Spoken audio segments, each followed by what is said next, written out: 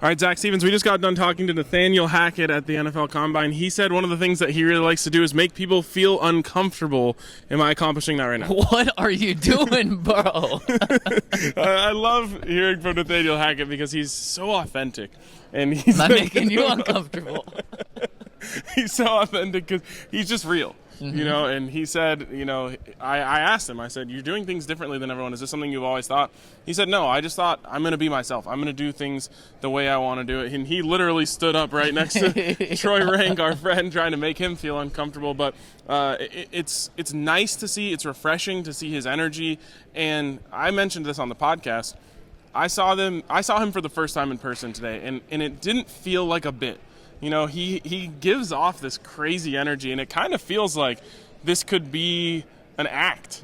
When you're right around him, when you're talking to him, that feels like the real Nathaniel Hackett. And when you talk to his coaches that he's bringing in, they say that he brings in so much energy. And in fact, he said one thing he's looking from his coaches is a surge of energy into the building. And boy, do the Denver Broncos desperately need that after the past so many years. Not just the losing do they need to change, but they need to change the inside of their building. And that energy is very clear that it's coming from Nathaniel. I feel like now I'm trying to be purposely like as far away from you as possible. Do we seem awkward now? Yeah, no, there's this huge gap in between us. We have to get further away.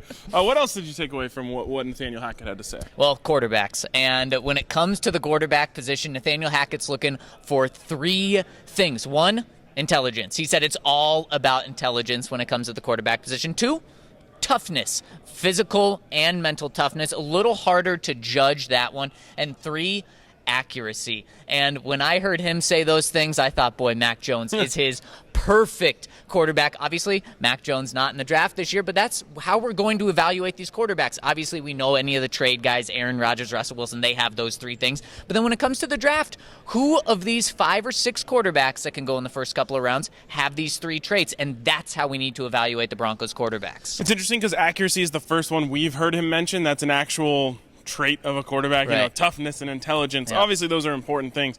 This is an actual thing that you can see on tape, is accuracy. That's the first one that he's mentioned. And then he threw in something that kind of broke my heart a little bit. He said, and if you get an athlete, that's a bonus.